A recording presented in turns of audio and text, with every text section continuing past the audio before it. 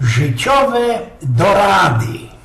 Wiecie, na plyniocie u nas uciągło mocka roztomaj tych mądrochów, klugszajstrów, którzy prawią nam, jak mamy też naisto żyć, jak też to mamy zwyrtać się w tym naszym żywobyciu. I co jeden to insze baży fuglowate idee ci nam przepiero i miarkuje i markiruje, co ino łądzie piero nam uchorze, jak przynależy żyć. Pozbierłech ci kejsich mocka takich życiowych doradów i teraz chciałby się z nimi z wami podzielić, wiecie? Godają tak. Ustyń, chopie, babo, żyć wspomnienioma, żyć, tropić się roztomajtymi niepowodzenioma i szlechtownymi rajami, medikować o tym, co by było, kej by było, lamędzić i skramrać na swoje życie, smolić na tych, na których ci jeszcze zależy, o których stoisz, markierować kogoś i kiedyś blank nie ma, sumować się jutrem, spuszczać się na sztych, porównować się ze inkszymi. Toż tyż, chopie, babo,